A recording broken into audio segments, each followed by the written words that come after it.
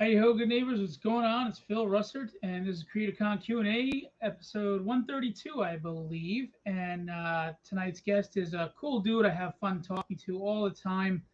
Um, really talented inker in the industry. He's got some cool stories to tell, and he's a musician, which we have a lot in common, actually. And he did an amazing cover for me for my book, so I'm forever grateful for him for that. But before we get going, guys, share this out. Let's give our guest some love today, okay? I'm telling you, he's got some fun stories. We're just gonna sit back, talk comics, have a blast. He's a real down to earth dude, despite the fact that he himself is a legend, working with legends in the industry. Um, he was an inker in the 90s with Image Comics, and he's inked some stuff since then. But he's worked with a lot of the guys in the Big Seven, and he's a cool as hell dude, man. Although hell's not really cool, but you know what I mean. So anyway, without further ado, he's also got a cool name. No better name than this, man. Chance Wolf. What's Hey, going Phil, on? it's good to see you. We finally made this happen. Yeah, man, it's been a while in the works, but we Two finally years. made it on. I'm sharing this out to everybody. Do you need me to share this out on your page or? Yeah, I think I just did it. You can go ahead and do it too. All right. So how you doing, man? Great, great. Busy as hell as usual. Now, Always busy. yeah, yeah. Well, you're a jack of all trades. But before we get into that, did you know that opening song is actually my song? It's me playing the drums. I wrote the song and everything. There's lyrics and stuff, but it was chopped up for this. That's cool. It's good. It's Yeah, a great yeah. riff. I like it. You know Someday, me and the man. riff. I gotta like the. You gotta have a good riff for my Well, riff of the it's days. rhythmic because I'm a drummer. Yes, do a great job. So, for those who don't know you, you are an inker who's worked with some amazing people, and you are also an amazing inker. So, um, you also do puppetry, you do magic, you do like these panoramic scenes. I mean, my God, you do everything. You draw, you color, you ink, you play guitar. You, I'm assuming you made your friend behind you. Yeah, that's actually his name's Shakespeare. I told you Cornelius earlier, but that's one of my creations, a ventriloquist figure, Shakespeare. He's This he's is one of my crazy. he's one of my favorite creations out of everything you mentioned. It's kind of funny how it's not comics and it's not music, it's this puppet back here that is my favorite thing I've made in 40 plus years of making cool stuff. It's amazing. Well, you have your own company, right? So, Yeah. yeah, what's Wolf's Magic is a mother company, and that's our magic manufacturing company. And then I had Wolf Vents for ventriloquist figures, but I just kind of merged that into Wolf's Magic. So I just pretty much build custom figures for the top end guys when I have time. when you have time? How do you have time for anything? Because I I don't mean, know. you do everything. I don't. You mentioned all that stuff I do, but you got to remember all that is just for basic survival. It's like if one pot runs dry, I run over to this one, and then that runs dry, I run over to this one. Yeah, I'll get to that later in the conversation, just about some advice for artists. Yeah, because every time I talk to you, we talk on the phone once in a while. You're getting phone calls from people overseas, and you're doing deals, and you're making something in your workshop, and I mean, you're probably just as busy as I am. It's crazy. I actually end up watching TV around 5 or 6 to decompress. Um, we've been running Wolf's Magic for about 20 years, which Wow. most people don't know about the magic world and manufacturing tricks, but that's a pretty incredible thing to run a company for 20 years consecutively without bailing out. People come and go, but we managed to stay strong. Me and my wife, Shelly, she's like, it's like, 50-50. It is without her, there's no me building and making all this cool stuff. But we've done this together. We've had employees at times, but yeah, so we've done it for like 20 years. Well, at least you know that as long as you don't really screw up, your partner's now it's just there for the whole long haul, right? Yeah, she's stuck with me. We both kind of say we're stuck with each other for our own reasons. So, Well, that's good that you've made it that long. How many years you've been married? um, oh God, why did you? I think 16, but we've been together. We met in the summer, just July, end of July in 2000. So we've been together. We've been together for 22 years.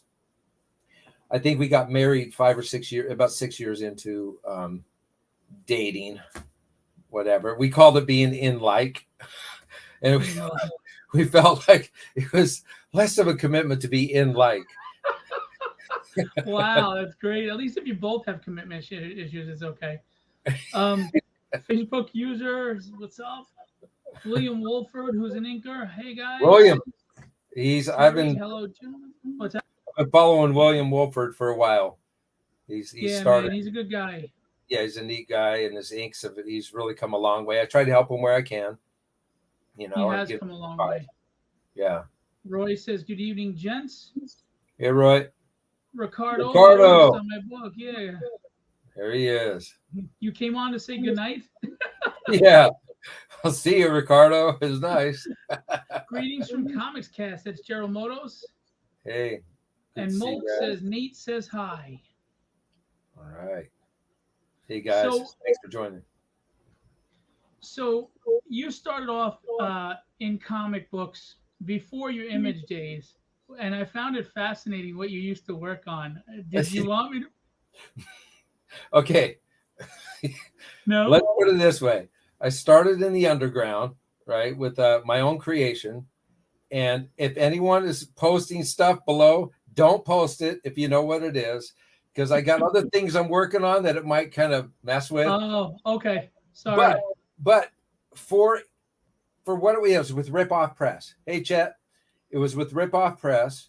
And hey, Nathan. There's Nathan Turner. He's my son's buddy. Great guy. Good. He's a great musician. Anyways, I wanted to get into comics, right?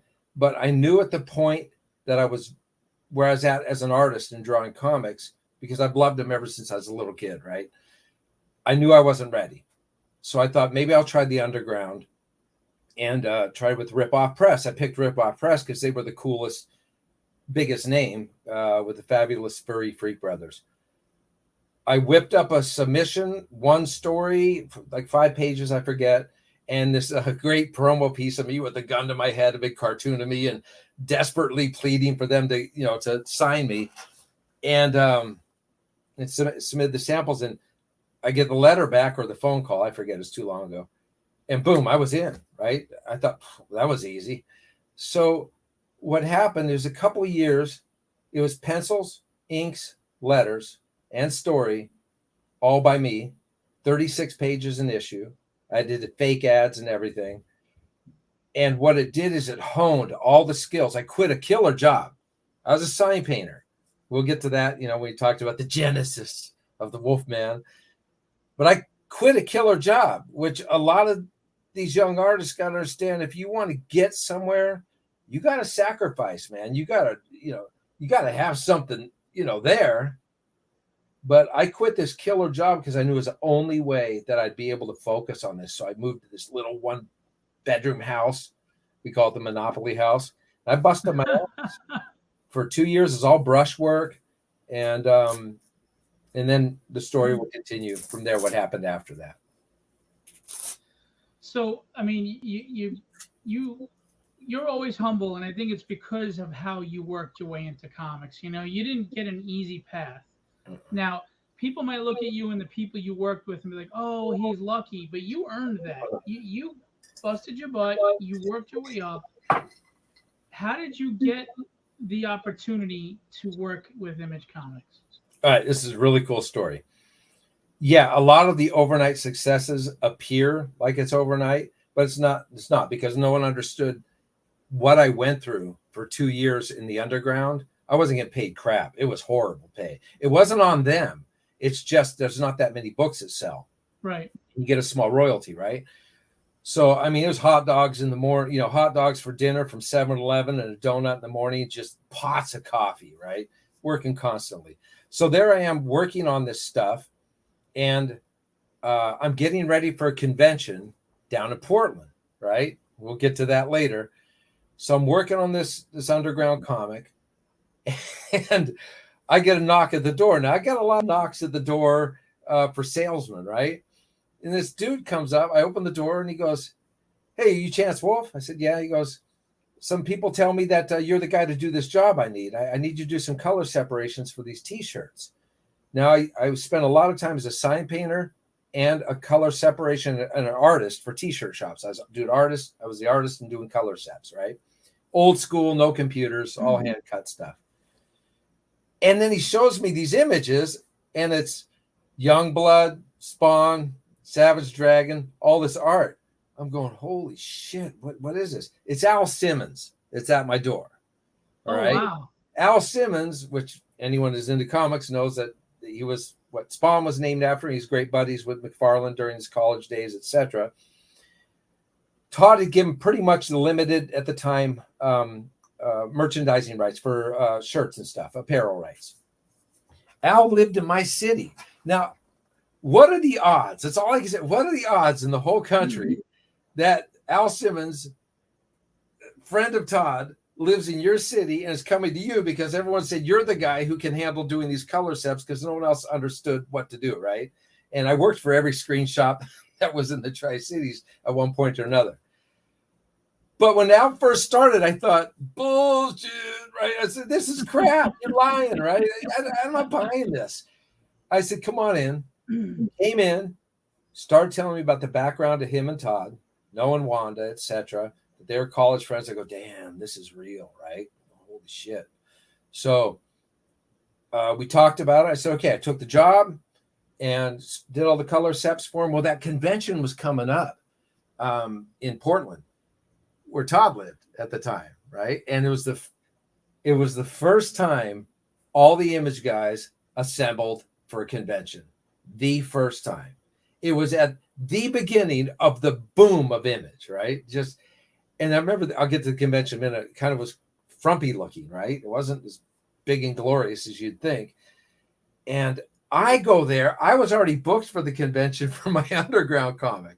So I'm there selling my little book, right? And trying to pitch.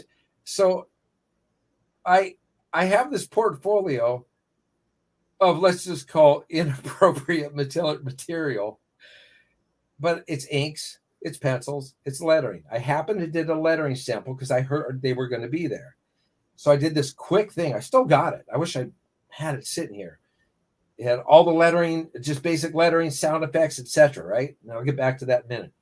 So I'm at this convention and I'm seeing, you guys got to understand that I was every bit the fanboys everyone else is today and ever was. I'm looking at all these legends lined up, right? Sitting there going, holy shit. I can't even talk to them, right? And I have this stuff, but it has potential, right? And I thought, you have no idea. I had to wait. I said, what the hell, right? And I grabbed it and I stood in line with all the other guys. Dan Norton was there, actually. He ended up working for Homage, I think, or Wildstorm, I forget. Really talented, kicked my ass. But mine was more cartoony stuff. I walked down the line. One day was mostly image guys. Another day was just Todd. I walked down the line and run into Valentino at the end. And he looks at the stuff and he goes, he goes, I'm looking for an inker. I got a little 5-page story for you. You want to do a test ink on it? I mean, what are you going to say? Of course, right? I was all brush back then too, pure brushwork. I said, sure. I was on cloud 9. Then, and Jim and I talked a little bit and kind of got a little bit thing going there and backgrounds and all that. The next day it was Todd. They had to remind me of all this because I forgot it. I was in such a blur. It was too unreal. I go to Todd. He's looking at my stuff and he goes, hey, I don't do a good. After listening to Liefeld do his McFarlane, I don't think I'll ever do a McFarlane impression again, right? Because Liefeld's so good at it. But he goes, this is really good stuff. But I got a new guy coming on. He needs a letter. The book's called Pit. I didn't know much of Dale, right? I didn't know what I was getting into. Because I showed him my lettering sample. Here I'm trying to impress Todd with my art, right? Now you got to remember this. I was doing signs for 10 years. Out of high school, I learned how to paint signs from an old timer. Right out of high school. I was working professionally as a sign painter right out of high school. I had seen enough letters and all that crap to last a lifetime. Then Todd tells me, how would you like to letter a book? So now I'm like, oh God, really? But my You know what though? It's a door. It's a foot in the door. Totally. So of course you say yes to that, right? And I didn't know what I was getting into because you had Kurt Hathaway out there. You had oh please, Orzechowski just killing it, right? Doing this beautiful work and all the other letters. But I said, okay, I'll take the job. Then he said, I got this race car. I need you to paint the logo on it. They did a basic paint job on it. This is Spawnmobile number 1, not the second one. I said, okay. He goes, okay, we'll talk about that. You want to interject at any point? No, I'm listening. Okay. I want to hear this too. I just said, you paint a Spawnmobile. What the hell? All happened in 2 days, right? And so I said, okay, sure, I'll paint that because I was a sign painter. Right? I knew how to do all this airbrushing, masking, doing all the stuff for funny cars. I did a bunch of funny cars and all that crap. So 2 weeks after the gig, I drive down to McFarlane's house and I'm staying at his house. I'm in his house in, it's below Portland. Anyways, I always forget the name, but anyway, it doesn't matter. It's this beautiful home, go down this winding road. And I'm just absolutely tripping on this whole thing. Anyone out there that's looking, and look at the camera, that's been into comics, that likes Todd, Jim Lee, any of these guys, just imagine tomorrow you're in his house, watching him draw, hanging out with him tomorrow. That's where I was at. And to this day, I can't get over it, really. Anyways, so I paint this car that's in his garage. He brought the funny car to his garage. Spent 3 days there. And this is the brutal story. This is just kill everyone that loves original art. So one of the nights there, I'm hanging out with Todd, and he has all the Spider-Man pages out, like a ton of them. Wow. All the original art laying on the ground. I'm talking the 2-page spreads, the boom, boom, boom, boom, all that stuff, right? It's all there. I'm just dying looking at this stuff. I'm holding it in my hand. It's just, it blows your mind. You can't appreciate it until you hold that in your hands, the detail that even some of the printers lose. And I'm goo-gooing over it. That's another thing that happened. But anyways, so I finish up the job. I go home and I call Todd back 2 weeks later, and I got paid for the job. I thought, well, it's the first good amount of change I got in a long time. I call him up and said, hey, Todd, you said that Spider-Man art there. I says, is any of that for sale? I'd like to buy at least, a page or something. He goes, Chancey, why didn't you say something that night? I would have gave you whatever you wanted. Oh. Not sell. He goes, I gave it a bunch to my image friends. They all came over the next night, plucked, and then I gave the rest to my brother-in-law to sell at the comic shop. Oh. Yeah. I was like, oh. No, I wouldn't have been a dick and grabbed it off. Oh, my God.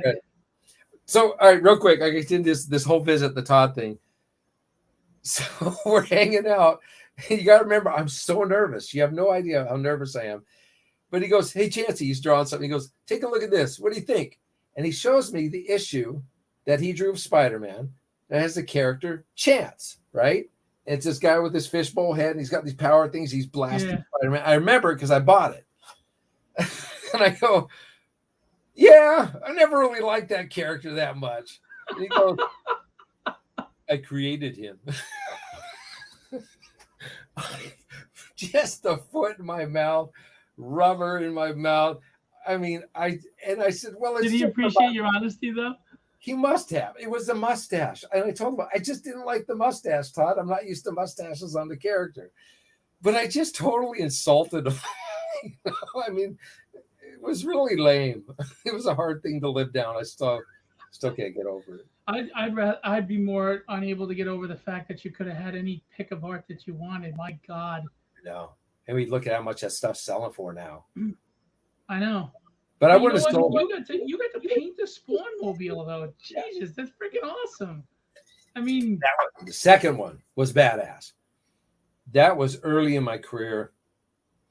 And I went over to Todd's house. He was nearby, so I could go see him. I'm going to tell you guys, you hear, yeah, the Pit logo. Yeah, I'll get to that too. Every time I seen Todd, it was still very difficult for me to be comfortable because I had so much respect for who he was, right? And I had no idea why I was there. I had no idea why I was inking Valentino. I had no idea why I was in with all this group of people because I never felt worthy at all. How did you finally get an inking job with Todd and Spawn? Okay, let's go back to Jim because Valentino's incredibly critical to all this because that all happened like within the first 2 weeks, right, of my career in comics, all this stuff with Todd. In the background, Jim sends me those 5 pages and I'm looking at it, I'm going, oh, I mean, you don't even know the pressure that is there because I'd never inked real comic books. So, but Jim was so cool and just so always so approachable and no ego and no pressure. He just said, just do your best, right? So I could relax. And I just went after it with the brush, a little bit of pen stuff here or there, and did it. And I sent it to him and he just loved it. And that was incredible, right? He goes, you got the gig. I'm like, holy shit, I'm in. Like, you're in. Now I'm thinking, all right, how long will I last? Right. Because you're always proving yourself, no matter what in this industry. Nothing's guaranteed. You're always fighting for the next job. Absolutely. And another thing a lot of people miss is what they never really seen unless they could piece together what I was doing. A lot was being bombed at me at once because I was very versatile. And that's a key. I'll tell every artist, versatility is the key to survival. If you learn to just draw Superman or draw a bowl of fruit better than anyone, there's only so many bowl of fruit jobs. But if I can, and say you're the best at that, right? You can draw the best bowl of fruit in the world, but there's only so many of those jobs. But if you can draw 20 other things or do 20 other things that are pretty good or really good, but not the best, you're going to work forever.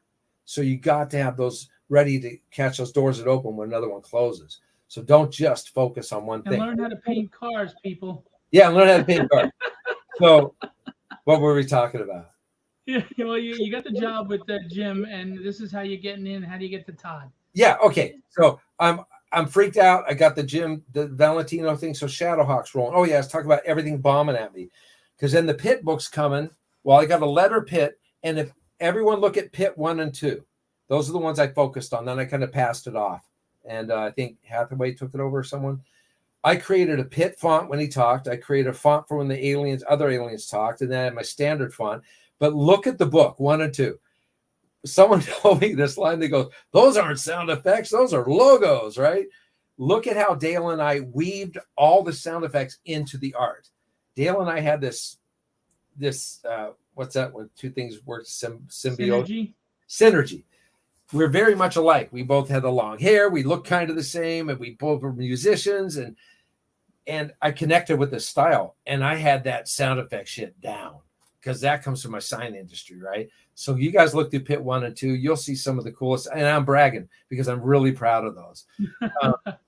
And so I had Pit going, I had Shadowhawk going, I had logos coming at me, and then all kinds of weird side work and little pinup jobs and whatever. This is all happening at once. So it's feast or famine. You went right in and boom, it was just an avalanche.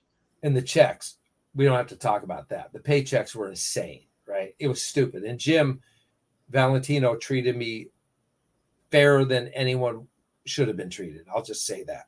He was beyond. And you're still friends to this day. Me and Jim are tight, man. Jim's my first and true comic book mentor. I learned a lot from Todd, but Jim trained me in how to survive, right? And how to get this done. And his important thing is these books can't be late. If we say they're coming out, they're coming out. And Jim was always on schedule. It was me. If I ever got hung up, it was me because I had either too much going or I was burning out or something, right? Or screwing off. But he taught me that there's no excuses. You can blame anyone you want. You go through the blame game. I see a lot of this crap on Facebook and online, and everyone's making up excuses. There's no excuses. Either it's on time or it's not. The penciler falls behind. It's your job as an inker to catch it up. If you can't handle it, sorry, no one cares. If the book's late, it's late. And that's what Jim pretty much let me know. So if you follow Shadowhawk, its release track record was one of the top ones in the days of Image where shit was late constantly. I know. I think that hurt them a lot, actually. Yeah. So Jim was the foundation. So Jim and I pretty much just hit this rhythm. We just hit this rhythm of sending me pages, working. Looks great, Chance. Looks great, Chance. Boom. And so, we'd have talks now and then, but there's nothing broken. So there's no reason to really talk. Jim, as Chet mentioned, Jim's very disciplined. He understands the business. He's been around a long time. So you get all this stuff in, and you're getting work, you're getting a reputation. The other guys are taking notice. Yeah, and but you got to remember there was that rule with the Image guys: don't poach other people's talent. Okay, so this got into a weird little area, and it all worked out perfectly, actually, because Todd had this affinity for me for some reason. I don't know what it was. Even when Jim picked me up, Jim just reminded me on a video that Todd told him when he grabbed me for the job. Todd said, "You better treat this guy right? Be good to this boy or whatever, right?" And Todd and I always connected at conventions. He always pulled me in. There's a video of creating Lotus on World's Greatest Comics or some crap with Stan Lee and stuff. And Todd got me in on this video. It's so funny. I got these like puffy surf pants and this tank top. Anyways, Todd always kept me near his side, at conventions. And it was really cool. It was just. How was Jim with that? It was no problem. Because Todd wasn't trying to poach me. It was just a friendship. Okay, gotcha. Yeah, just a friendship. And I still try to figure it out to this day because I was so overwhelmed. I'm telling you guys, even 3 years, 4 years into it, I still couldn't adjust into believing where I was at. And you think you would. Right. I just couldn't do it, and so I never took anything for granted, Did you ever feel a lot of weight on you from intimidation, or just because you had mentioned you never really felt like you I don't know if belonged is the word, but like you were the guy, the common guy among all these celebrities, so to speak. I'll tell you, here's how it is. All right, so you got the top guys, which have all proved themselves. It was all the other inkers out there. Danny, Mickey, oh my God, see, I'm going to space out all the cool names of all the kick-ass inkers that were in line and artists that were inking all these other guys. And I told you my history is so hard with comics. I should know all the Image guys, but my brain. Norm Atman was an inker, but Norm was kicking ass. You go down Banning. Matt, still fill in some more blanks for me because I just, anyways, I respect it. I forgot. I can't recall the names, but I respected you guys all so much. And I felt I couldn't keep up with you guys. I felt like I was just never there. So to answer your question, I never felt there. Even to this day, sometimes I don't feel there because I always look at who's better. I don't sit there and look at myself and say, "Oh, look how great I can't do that." It's Dude, in all of the conversations we've had, you would think just because you're humble, not because not talking about accomplishment, but your humility. When I talk with you, you sound like you're just trying to break in. You know what I mean? It's like, and meanwhile, you're there, man. Like, you talk to Jim all the time. You could talk to Todd. You could talk to whoever. They respect you. You've worked with amazing people. You're credited with amazing work. And every time, I've dealt with you or talked with you,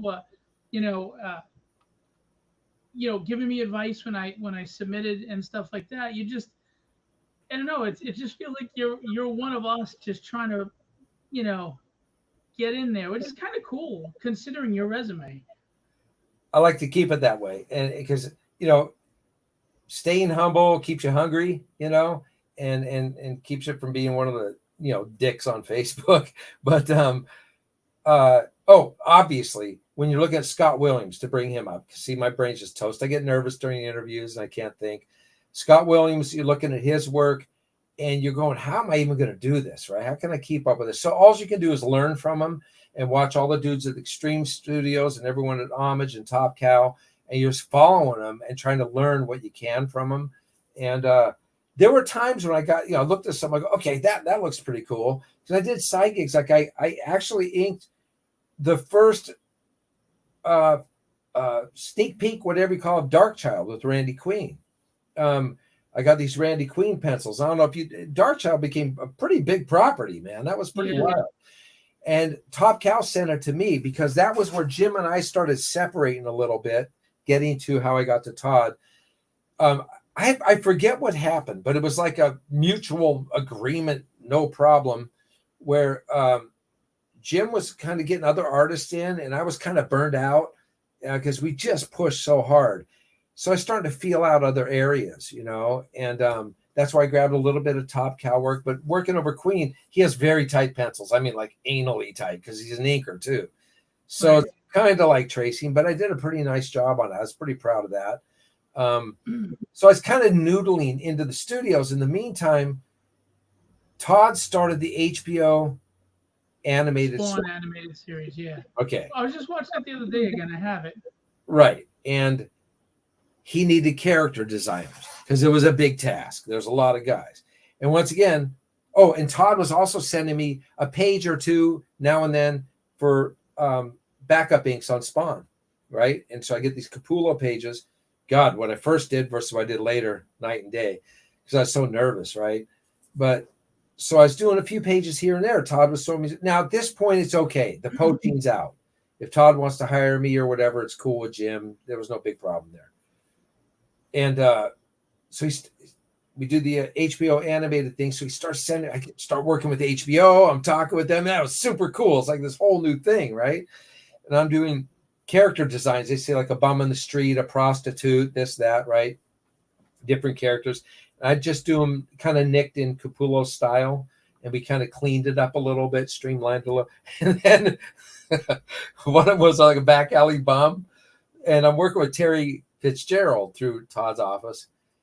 And so I make the bum me, right? So I draw a total character of me. It's spot on. Oh my God. And to work my ass. I actually can picture the bum. It was great. And so I sent like about 10 or 12 character designs off to Todd. I think we faxed them in those days. And then I get a call from Terry. Terry's all, hey, Chan, don't be trying to put yourself in the Spawn show, man. Draw us a new bum. Ain't going to happen. Really? Because I remember a bum that kind of does look like you. You never know. It might have fell in there. That is hilarious.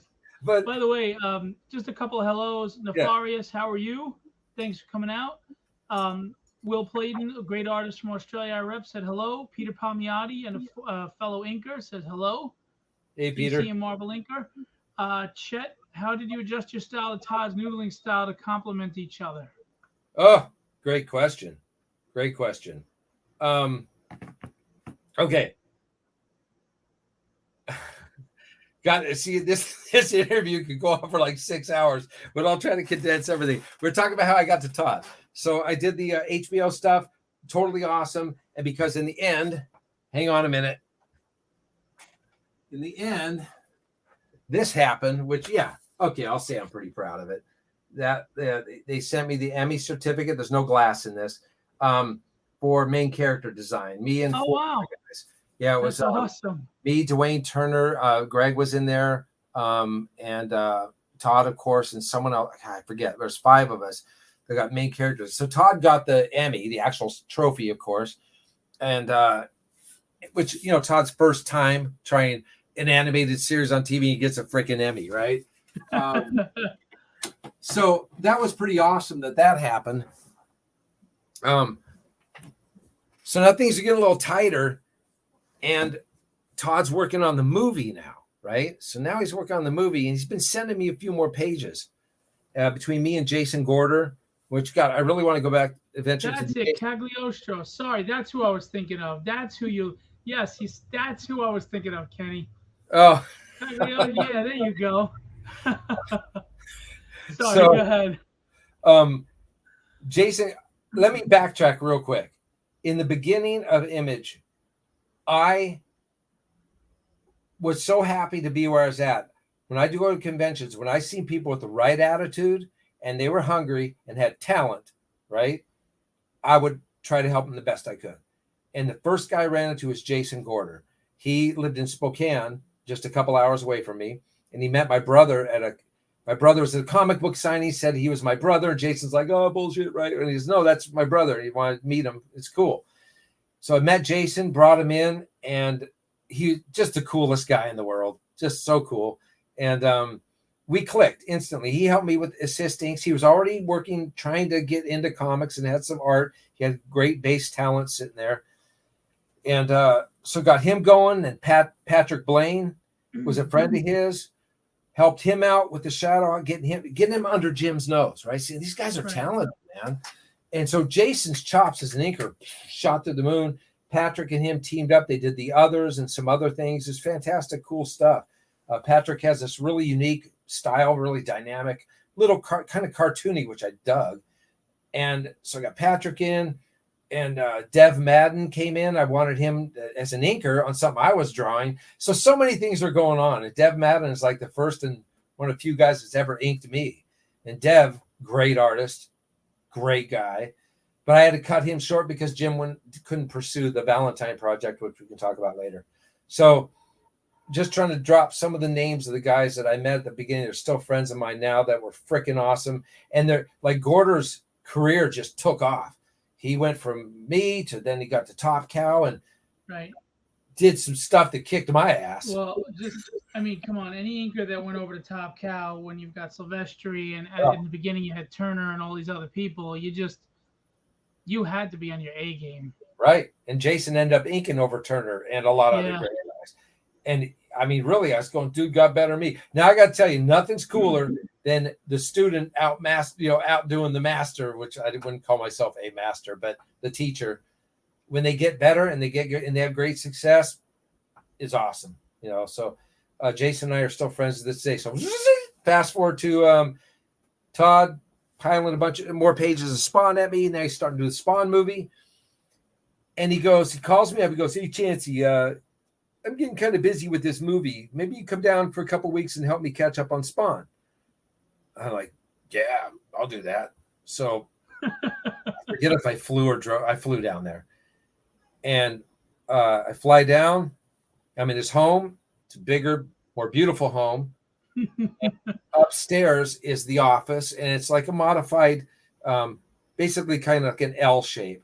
And to the leg of the L is Todd's office, and it's a bigger portion. He's got his inking desk, and then the leg of the L is, what do you call other workers? I don't know what the term you use now for.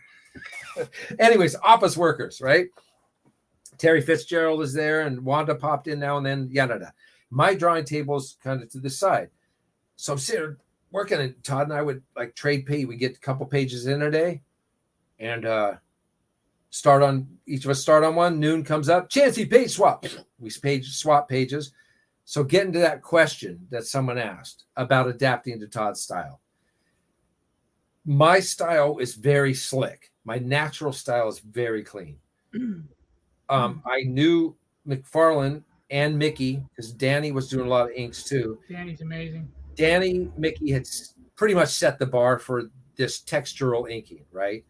Especially with Curse. The first issues of Curse fried my brain. I didn't even understand how he did it, right? It was insane. So he said, so I had to study Danny. I had to study Todd quickly. I was familiar with him. Now I got this page scene where Todd started, right? I'm going, okay, how did I do it? I think Chet asked. I've always been very versatile as an artist. I just always have. And I'm a very good mimicker. So I can mimic styles. So I just took a little bit of Toddy, a little bit of Chancey, and a little bit of Mickey, and a McChancey. That's what we called it, a Mick. McChancelane. and just did my best to blend in. I mean, all it was just trial and error. That's all it was. Well, apparently it worked. Now, a quick trick is, here's kind of how we kept the continuity. Everyone knows Todd's known for all the little ticks and nicks and weird little lines and crazy overkill stuff, which is awesome, and that's what makes Todd Todd. When he got my work, he would come back in and add that in.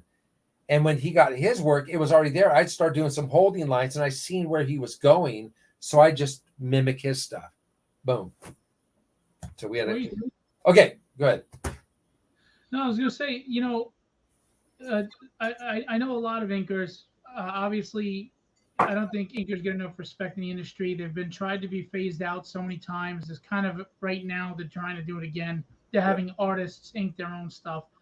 And there is an art to inking, obviously, but the best inkers know how to draw. Yeah. And you can draw. I mean, I want to show the Spawn that you just recently did, and you did it soup to nuts. You did the pencils, the inks, and you did the colors, right? No, that Spawn, Dan Kemp colored. Oh, Kemp color. Okay. The Spawn, Kemp colored. Okay. Well, before we do that, then, since I'm on that subject, I'm not trying to push my book, but you did this cover, and you did soup to nuts on this. Yeah, soup to nuts on that one. Pencils. That is 90s badass, making my character look like somebody special. I mean, I remember you said to me, you just messaged me out of nowhere, and you said, dude, your character design's cool, inspired me to draw. I hope you don't mind. And you showed me, and it wasn't done yet, but you showed me this, and I was like, holy shit.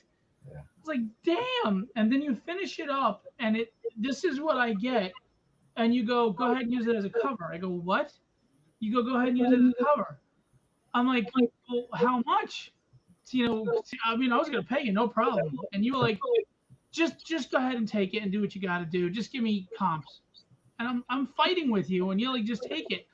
And I'm like, holy shit. And to this day, this is tied for top seller with the Ian Churchill cover. I've sold hundreds and hundreds of this cover. I mean, probably almost 1,000. I'm not That's kidding. awesome. Yeah, I mean, I was always grateful for that. It's absolutely, this and the Ian's, it's blown my mind. That's really how we first met. Well, it was a little after you had met seeing my show. Yeah, I was watching your show. Yeah, you're right. We weren't talking as much. Yeah, and, I seen that character. I'm better at drawing women than I am at guys. It's just a weakness I have. And when I seen that, I see, well, there's a lot of textures, there's a lot going on. And I said, I think I could do something pretty powerful. And then we talked about the cracked mask. I came up with this idea, I thought, because I always think, you know, I've learned from Capullo and his dynamics and other great artists. I thought, okay, let's try to tell a story in one shot that lets you know she was in a massive fight, she's getting her ass kicked, but isn't giving up.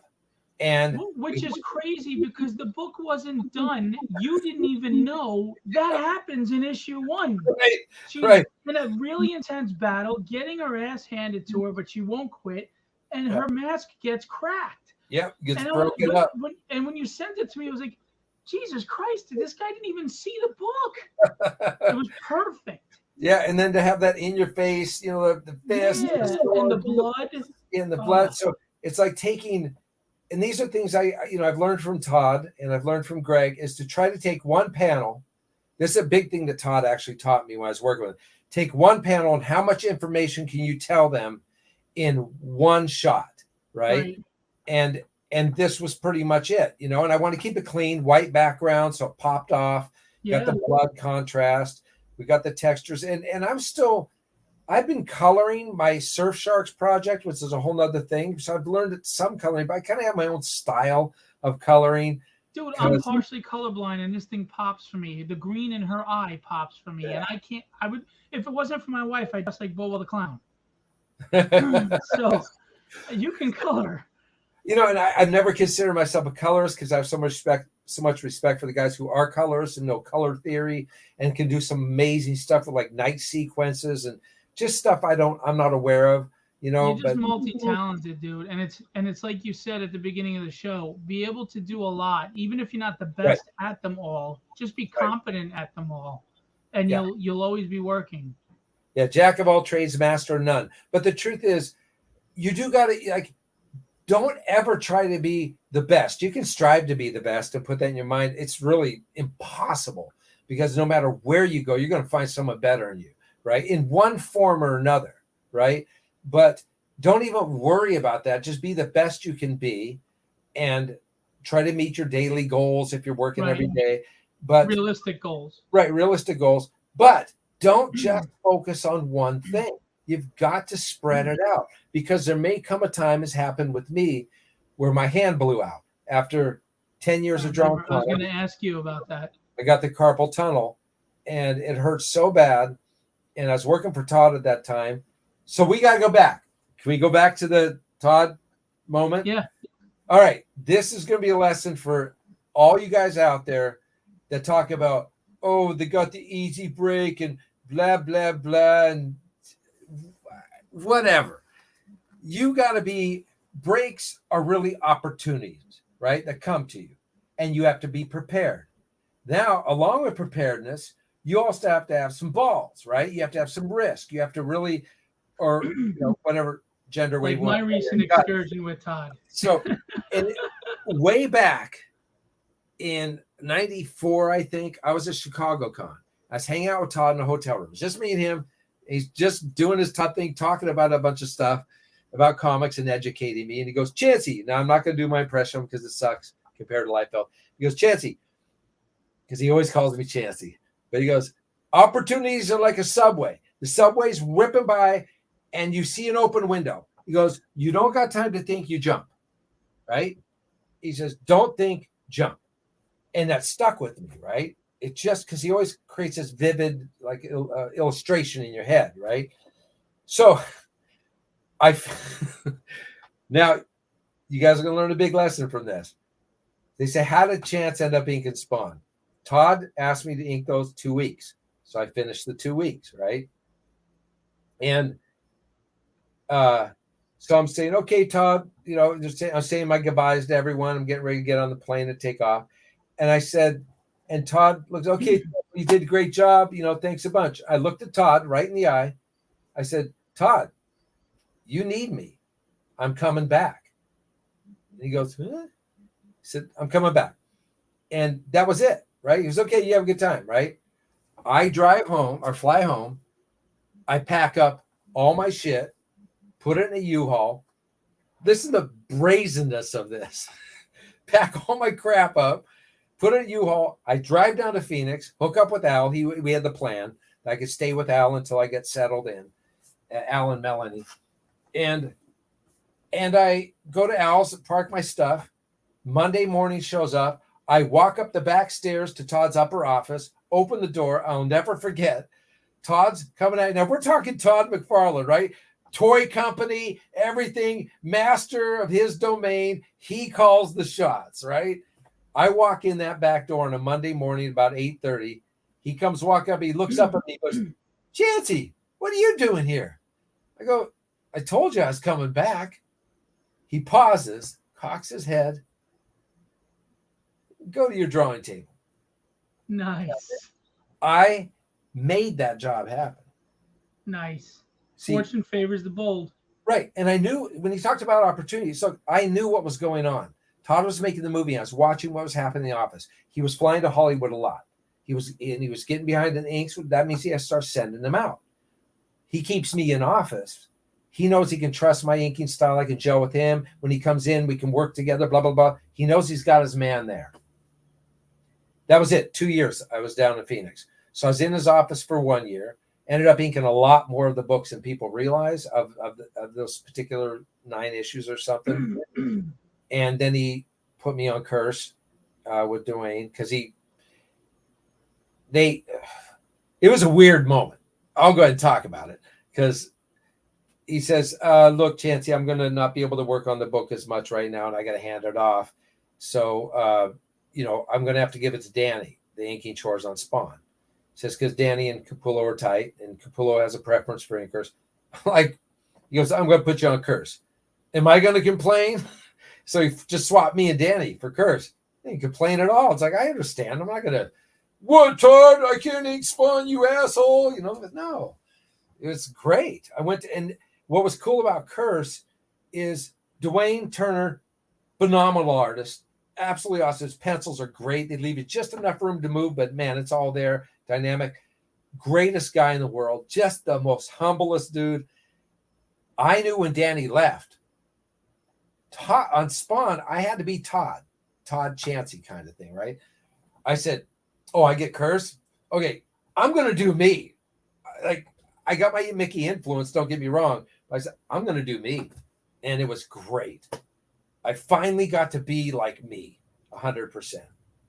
So. And that's, you're just making the best of the moment too, you know, where some people might have seen it as a demotion. Your humility kept you in check, and you made a great situation just as good, you know? Absolutely. So Pete says work is work. So yeah. You unfortunately, like you said, started developing carpal tunnel, and you know it was getting harder and harder for you to be able to ink because of the pain. And so that what kind of got you out of the industry for a little while?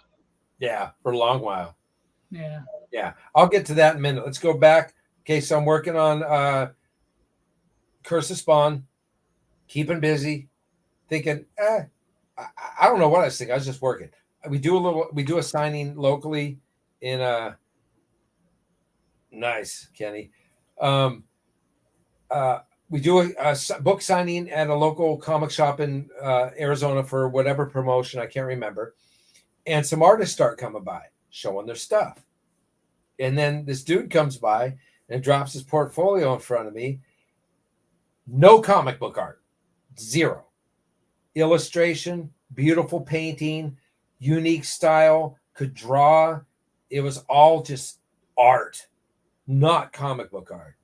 And it's Jonathan Glapian, right? And I go, dude, you're a good artist, man. He said, yeah, I don't really got any of my comic book stuff here. And Jonathan was just totally laid back and mellow, cool, not all starstruck, just being chill. I said, all I can offer you, because you haven't really done comics, but I'd love to have an assistant and I'd be happy to teach you some stuff. I said, you can spot the blacks, do some background stuff where I'll teach you some inking tricks, because he never touched a quill 102 nib, whatever.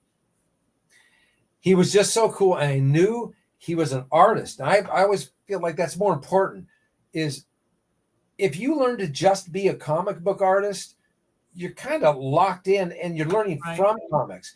Most of us learned to be artists first in all kinds of crazy stuff. Then we learned how to be a comic book artist. That's where Jonathan Glapian was at. He was like studied, he did some schooling, and was there. It was legit. Brought him in, put him through inking boot camp, certain series of lines I teach people. You have to do this 8,000 times, do this thing 8,000 times. Just give them sheets of paper and to keep doing it. You know, it sucks, but whatever, keep doing it till you get used to this pen and used to these moves. Once I seen he had it, boom, he was on backgrounds, boom, he started getting even better. And then he was doing more stuff with me on Curse. And then before you know it, he's inking Sam and Twitch, and the rest is history.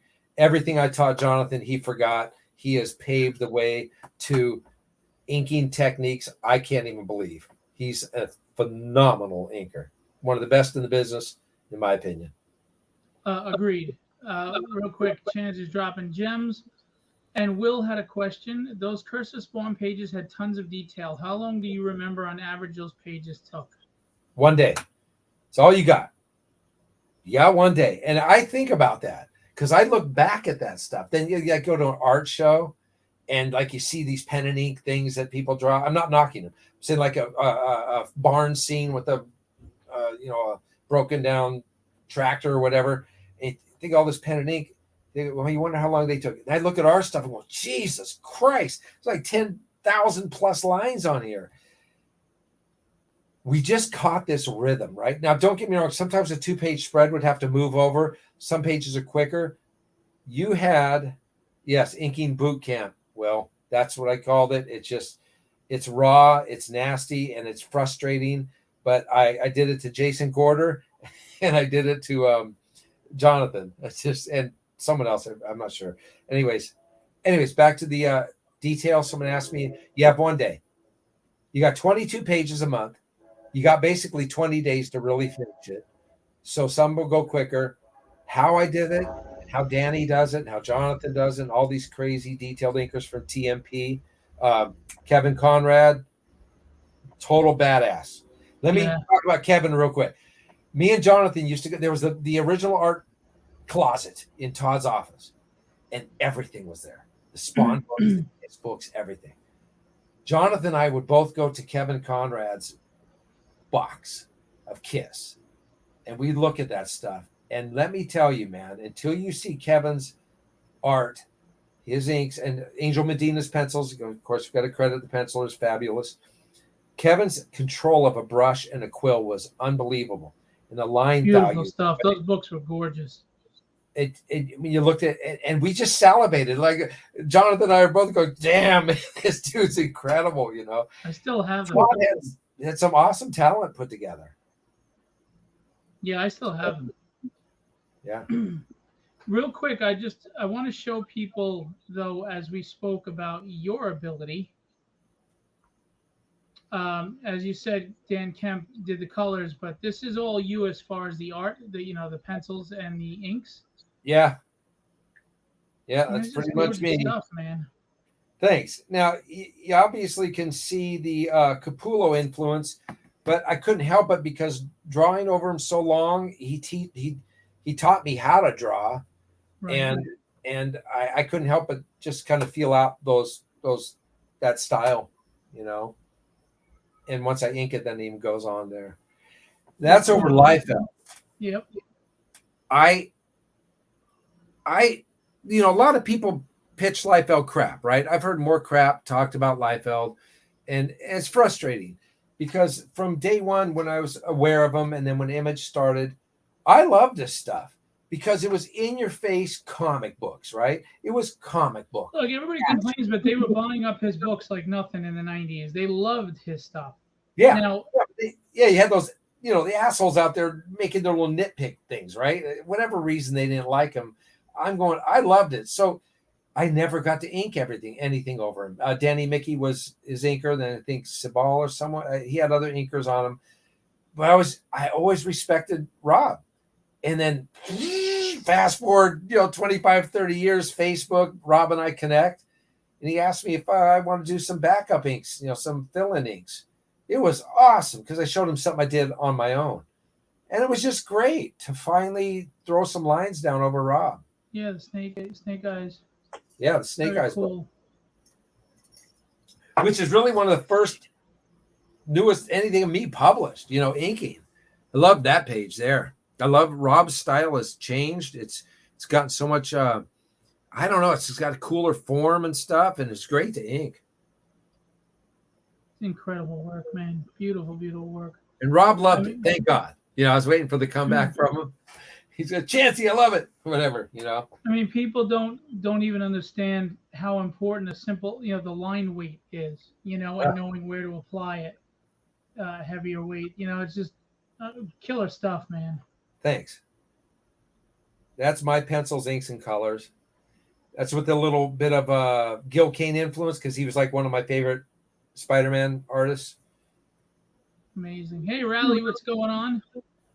Chet said that's his commission. Which one was his commission? The Spider-Man?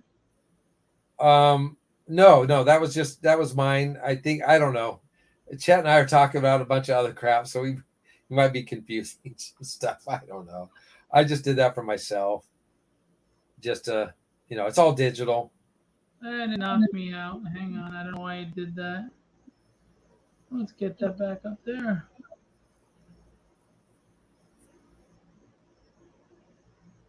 I think someone messaged me what was happening. That's why. Sorry. Now, I just got into digital art about, I think last time I checked, 7 years ago or so. And I called up Jonathan and asked him, give me some tips because he's already messing with the digital art and digital inking. And so he gave me some tips and I just started farting around with it. That's some, traditional inks over Turner on Curse. I kept that page, I believe. Crazy. Yeah, just all the splatter and There's so crazy much stuff. going on there. That And there, dude, look at my, this. Jesus. that's me and Patrick Blaine penciling together Shadowhawk 13 with Aaron Sode. I never asked Aaron, is it Soud or Sode? But Aaron knows who he is. He did the ink. And I really love that coming at you shot there where he's in the bottom right.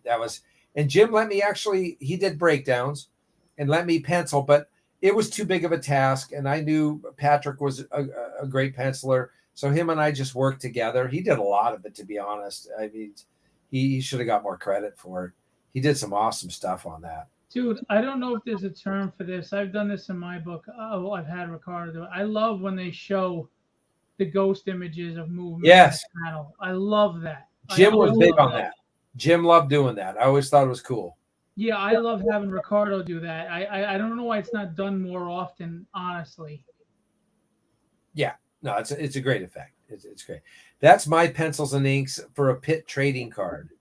There's some anatomy issues or whatever, but it all worked out. It's all pretty much brush. We could talk about anatomy issues, but let's be honest here. Humberto Ramos doesn't have an anatomy down pat, and he's one of the biggest artists in the industry. Art is a style. Now, I know the 90s went by the anatomy-driven, really tight stuff to pencils, but, man, come on. This is killer stuff.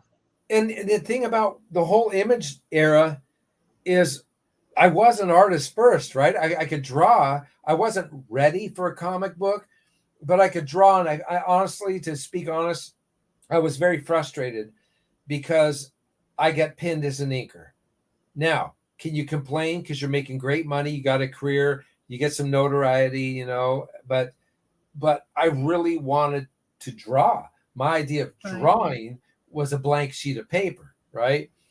But I knew I had too many weaknesses and I didn't have that time to get with the studio and learn from everyone else and have that whole year of art steroids. So I went ahead and I was happy enough to do bit pieces that these guys had handed me. Like, do you want to do a trading card? Do you want to do a backup story? Good enough, because later I discovered, honestly, I'm not fast enough to do a monthly book as a penciler.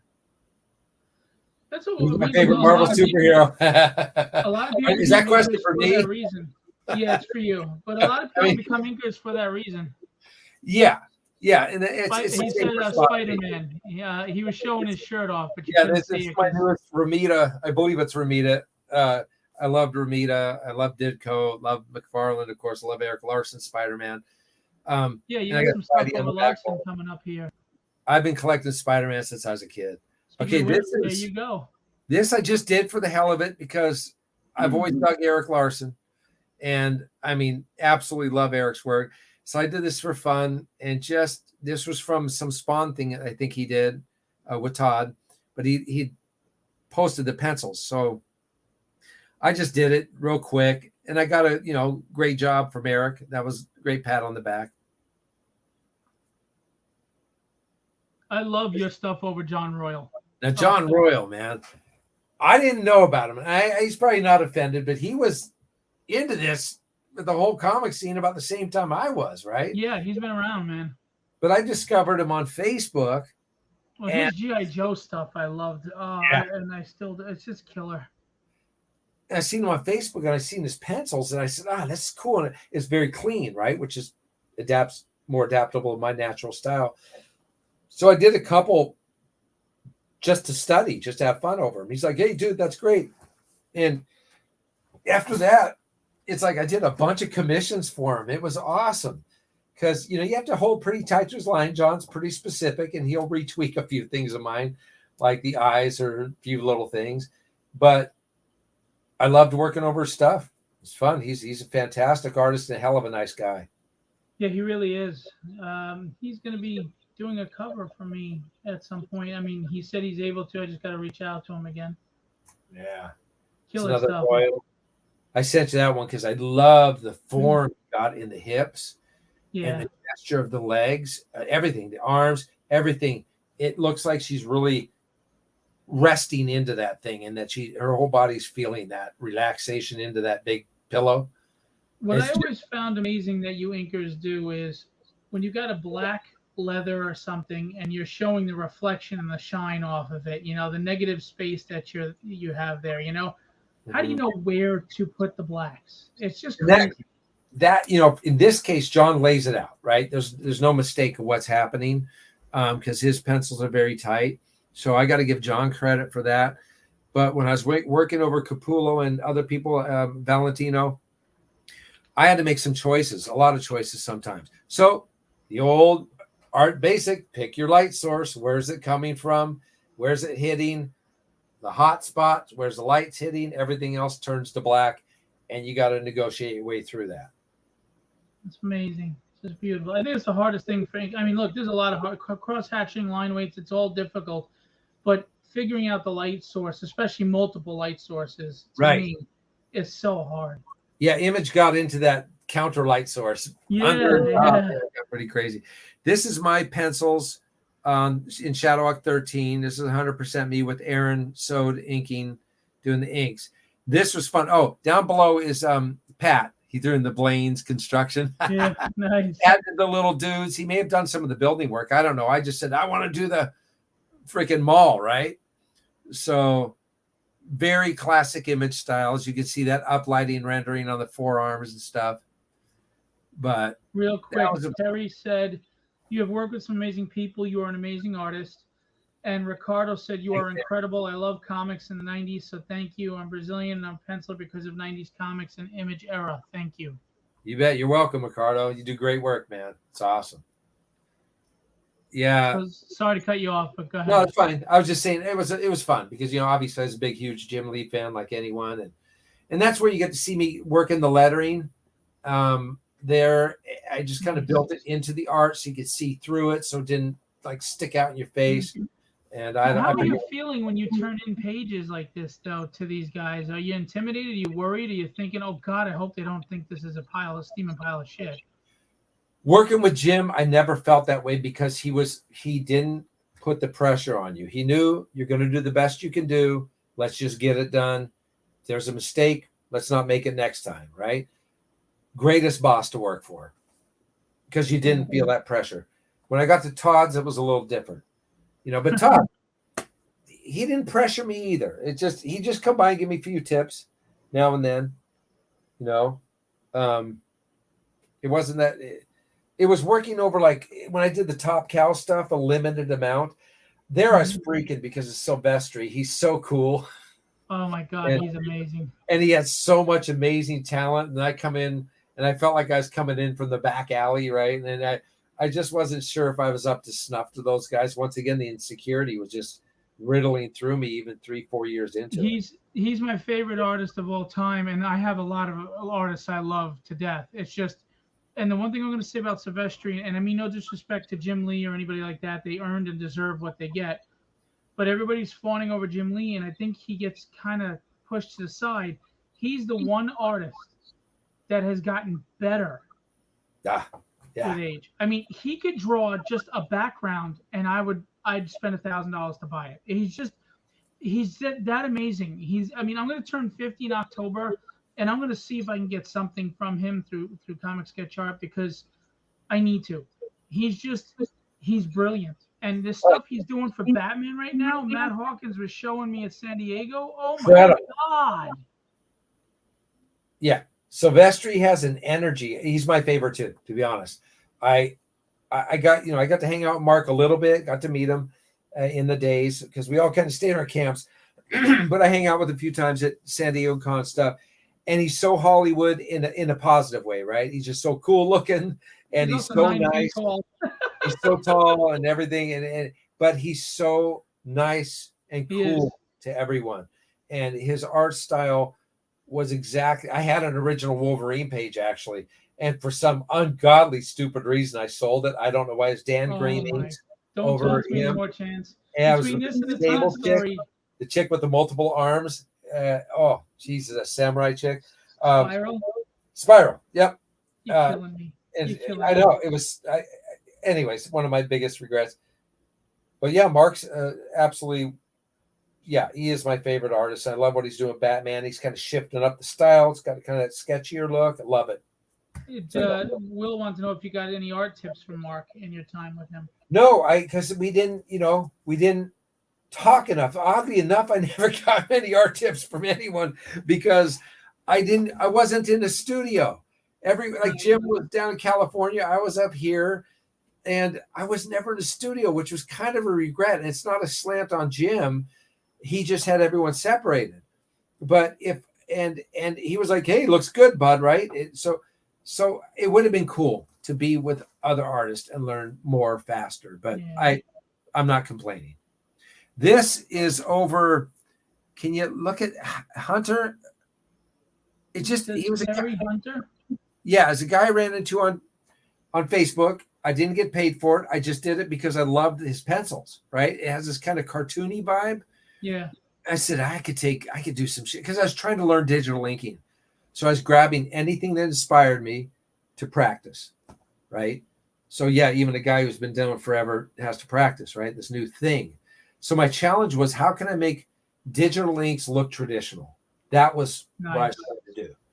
And a lot of you guys that are learning digital ink that maybe don't have a traditional background, I strongly suggest you turn off the computer, get out the Bristol board, get out your quill pen and your brushes, and learn what you're trying to mimic on the computer. Otherwise, you're never going to get there. Sorry, but that's just the way it goes. I'm with you. I mean, I can't draw a stick figure straight, but I'm with you. Yeah, you gotta. You even grabbed a Black Canary of Ricardo's. I don't know if you ever got to ink it, but I started it and I just petered out. It's one of those ones where I just start and then just not because of the art, just whatever. That was the first piece I did over Liefeld as a pure practice. Yeah, and I'm sorry. I always loved this piece from Liefeld. Like you were saying earlier, people get mad at him or get on him or they say stuff about some of his anatomy. And look, I understand that Captain America is off, but yeah, everyone has a bad day. But my point is, yeah, he's been doing stuff like this 99.99% of the time, and I mean, I personally, I love this. This is a brilliant looking piece. I don't know. I don't give him a hard time like that, especially since I can't draw a stick figure. But this is just amazing.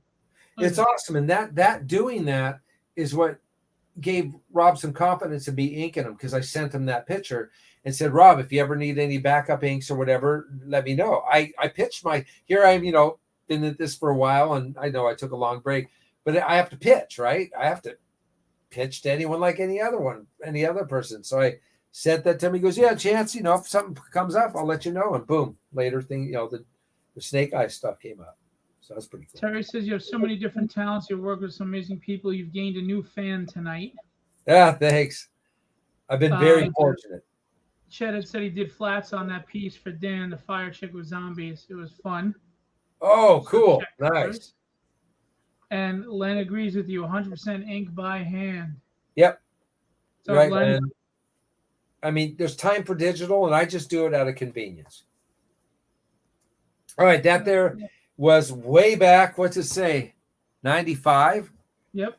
So I'm only 2 years into it.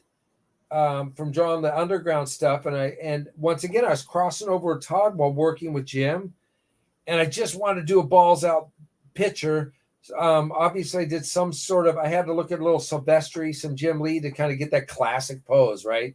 I wasn't breaking any ground there for sure, but I knew with the cape and the chains and the energy ball and the spike, I could really have some fun with it. So that's my pencils and inks with Rob Schwager coloring. By the way, that reminds me, I have to send you a piece from one of the guys I rep of a spawn he did that you might like and you might want to ink for fun. Cool. Yeah, I was stoked that Todd put that in the book. Okay, this is over Carlos Zuniga. I think that's how you say it, right? Look at the webbing. This is just so cool, the perspective. Now, these are new guys I'm meeting on Facebook, right? These are new names that people may not know. Some people know him. He has this very unique style. And this particular one, you see some Toddy in there for sure. But some of that might be in my inking because I did my full-blown best Todd on this, right? Todd with a touch of chance, right? But Carlos had it all there. I mean, his pencils are fantastic. This angle's dynamic as hell. The webbing, it was a lot of work. But if you could ever go on my Facebook page and look at the high res of this, you'll see that there's some.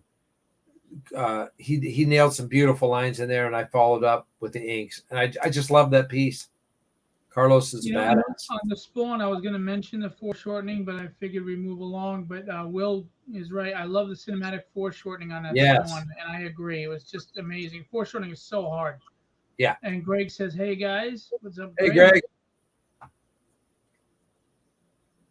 Here we go. Hey, this is something I was playing around with this character called Cindy, right? But SIN-D.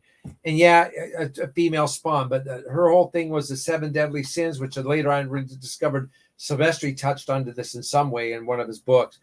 But that's why, so I thought maybe I'd call her 7. That's what the 7 is on her leg for. It was the character I was working on. I thought maybe trying to do this. That's when I was working with Todd. So I just did this one pinup and some pages I was working on, but I sent it to Danny Mickey to ink because I thought, what the hell? I want to see Mickey over me. So that was cool. I kept that page. I still have that just because, I have so much respect for Danny. He's such a badass, and it was cool to see his lines over my work. But real quick, the storytelling on this is stuff I learned from Todd. I just see it zips in on the dragon eye, backs off.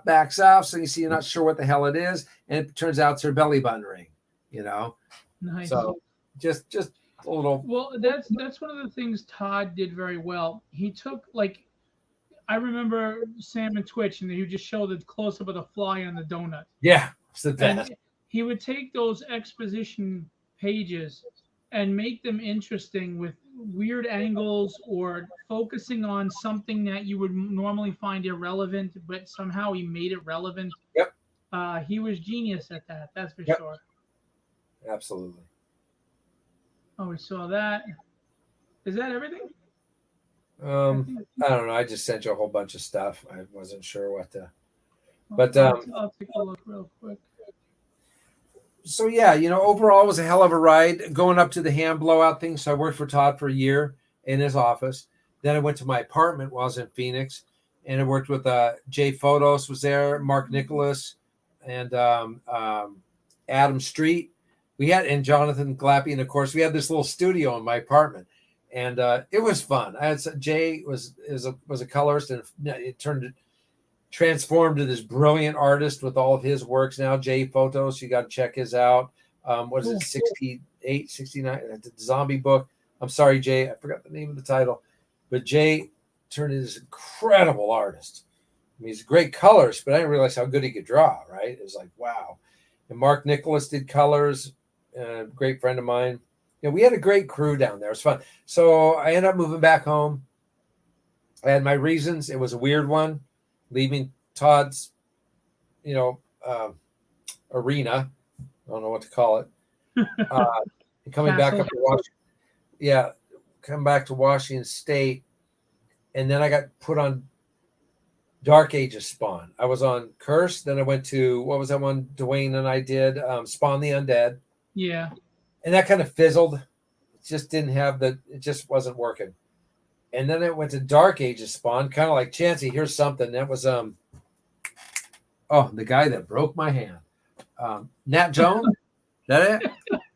He had so much detail on every page, and this is coming from a guy that loves detail, right?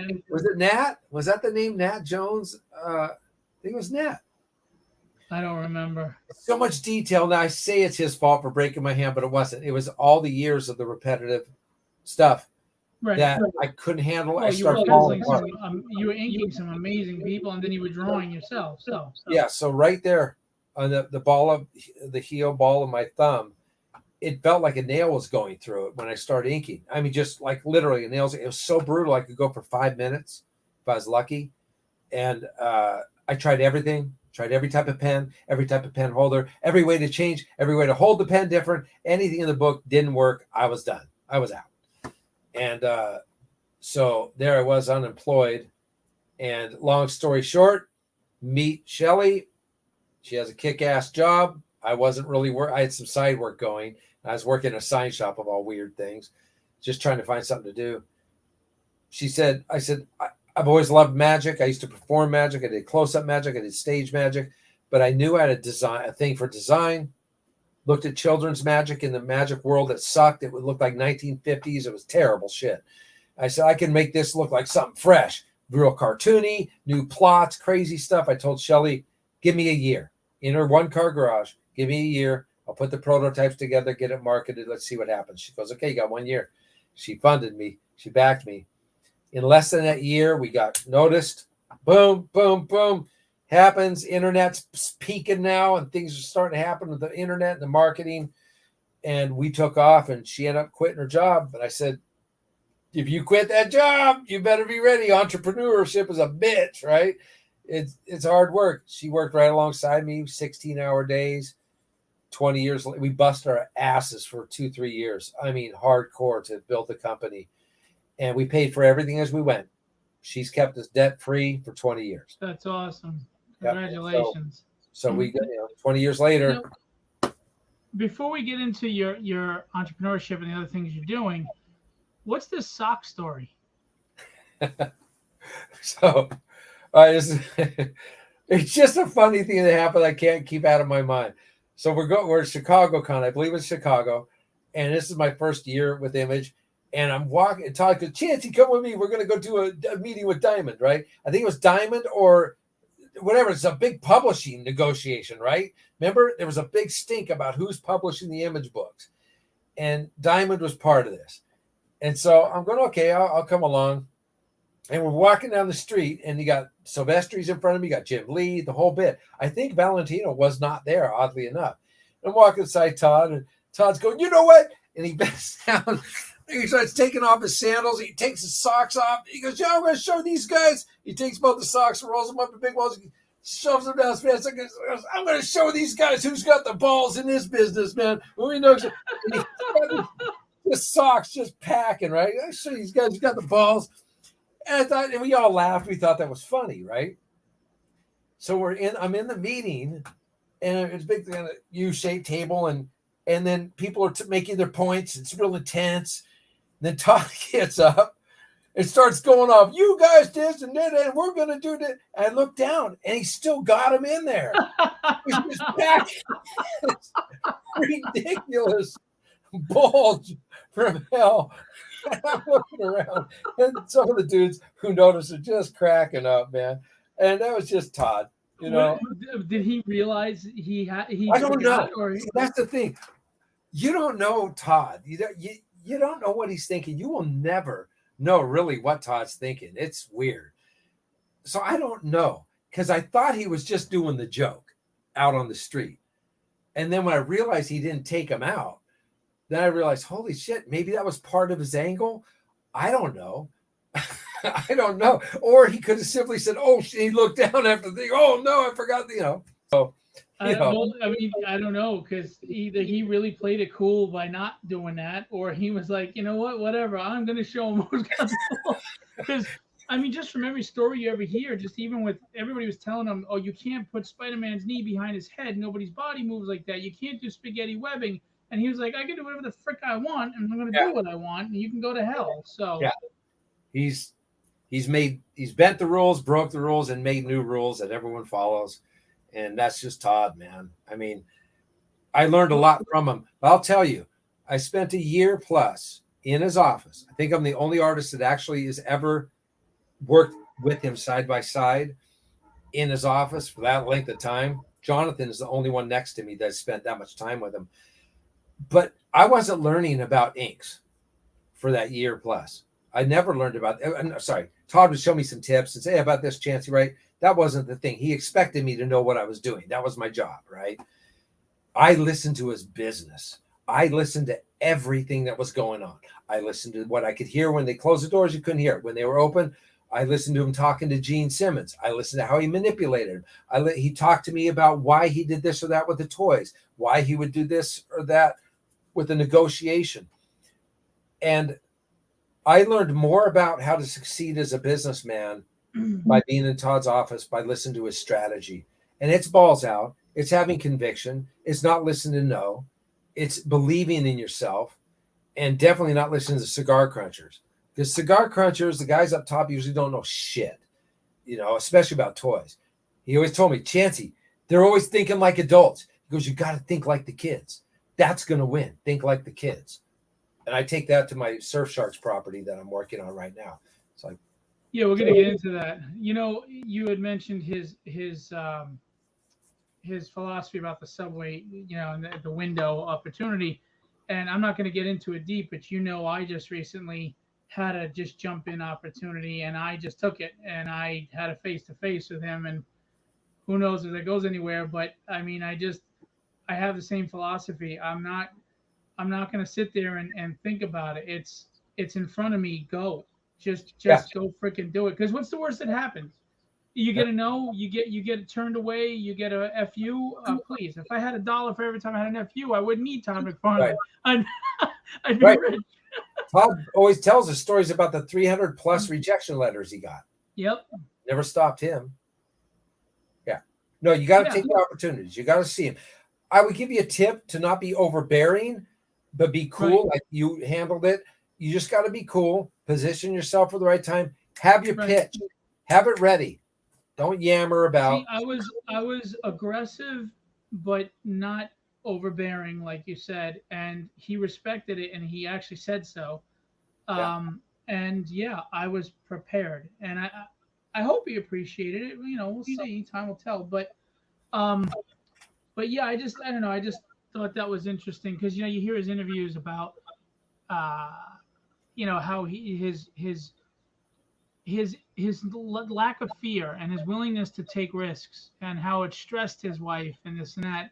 I'm kind of going through the same thing, not comparing myself to Todd McFarlane, of course, but my wife goes through the same thing right now because I'm a risk taker and I'm fearless and I don't give a shit. I just go do it. And it stresses her, but she's supportive. So I have a great respect for him being that way because I don't have his success, but I have his same kind of gumption, Yeah. So that's what it takes. And like you, when you just packed your shit up and you were like, I told you I was going to be back. I mean, that's what you got to do. I love and respect those kind of stories because you know what? Life isn't waiting for you and fortune favors the bold. The pool's there to swim in, not for you to stare at it. Absolutely. Absolutely. I mean, I could have easily had my ass handed to me. I didn't know what Todd was going to say. I had no idea. Because Todd won't mess around. He's Todd, right? He's the boss. He'll tell you it if something's screwed up. But I felt like I pigeonholed him. I think he did a quick analysis, and he knew exactly what I was thinking. I knew he needed me. He just didn't say it, so I said it for him. So, but the whole point is you proved yourself too, though. You didn't just say that with arrogance. You had proved it first. Yeah, and I was there for him. That's the other thing. I'm there for him, right? It's like, and oddly enough, that whole real quick, while I was down there for 2 years, I became Todd's his go-to guy because of the versatility that I try to tell you guys.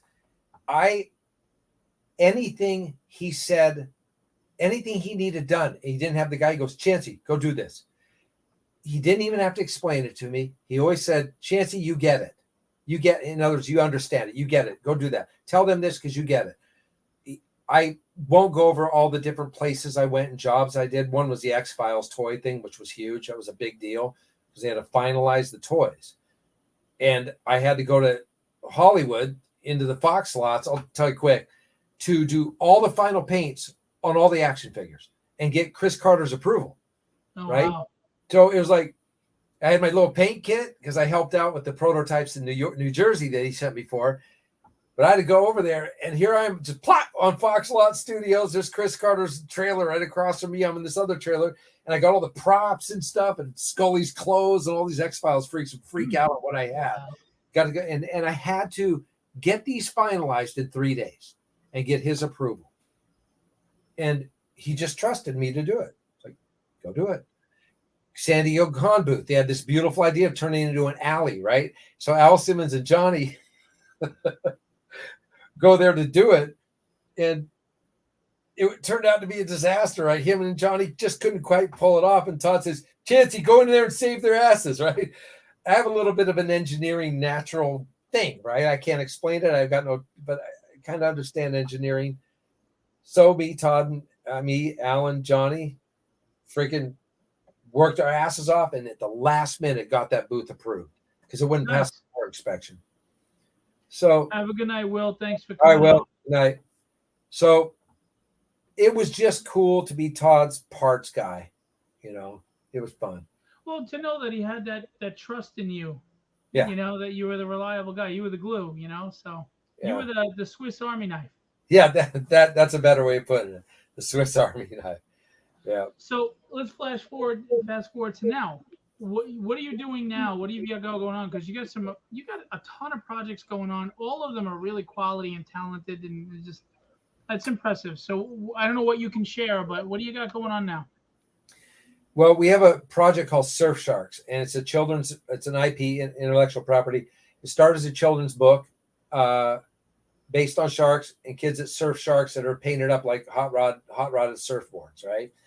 And we knew this was something good because the shark market is nothing but negative crap, and there's no brand that's positive and a fun light like Ninja Turtles, Yogi Bear, Bugs Bunny. Go online, nothing for sharks. It's all just bloodthirsty. There's a couple, but nothing really took. A couple in the past that they hit. So we wanted, and so my wife came up with this idea of surfing sharks, right? And I thought, that's good. I said, okay, I can work with this.